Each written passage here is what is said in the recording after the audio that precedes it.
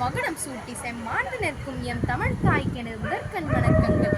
ஈன்ற பொழுதில் பெரிதுவக்கும் தன் மகனை சான்றோன் என கேட்ட தாய் என்னும் குரலுக்கேற்ப தமிழ் தாய்க்கு பெருமை சேர்த்துக் கொண்டிருக்கும் எம் தமிழாசிரியர்களுக்கு எனது பணிவான வணக்கம். எம் அமுத தமிழை வர்ணிக்க வார்த்தைகள் போதாது.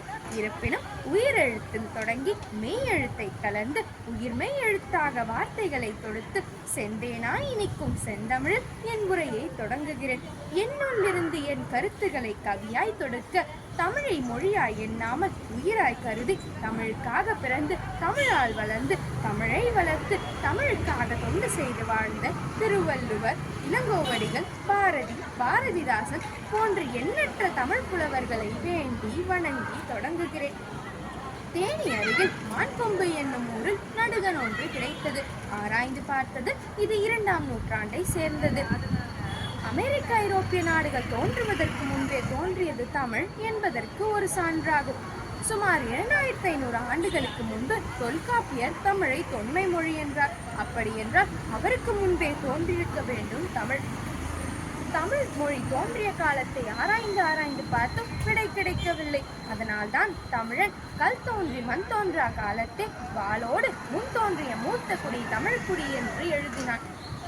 முத்தமிழ் தாயே, நீ இனிமை கூட்டும் இன்ப மொழி, இளமை காக்கும் அருமை மொழி, துன்பம் போக்கும் துடிப்பு மொழி, நன்மை பெயர்க்கும் நற்செம்மொழி என்றும் எம் தமிழ் மொழி.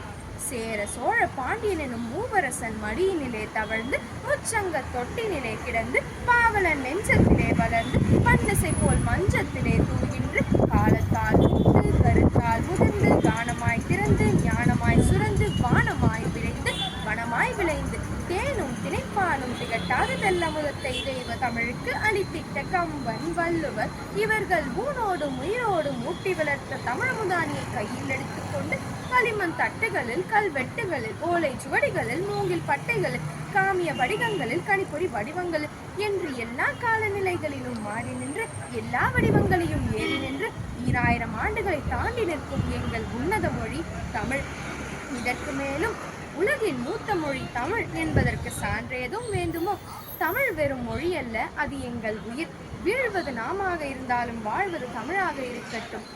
சொல்லும் பொருளும் சொல்லுகின்ற பாங்கும் சுவைப்பட அமைந்துள்ளதா என்று பகுத்து ஆராய்ந்து தேர்வு செய்ய காத்திருக்கும் நடுவர்களுக்கு எனது பொன்னான நன்றிகளை உரித்தாக்குகின்றேன். யார் பெறுவார் முதல் பரிசு என ஆவலோடு காத்து கொண்டிருக்கும் சக மாணவ மாணவியர்களுக்கு எனது வாழ்த்துக்களை கூறி விடைபெறுகிறேன். தமிழன் என்று சொல்லடா, தலை நிமிர்ந்து நில்லடா. நன்றி, வணக்கம்.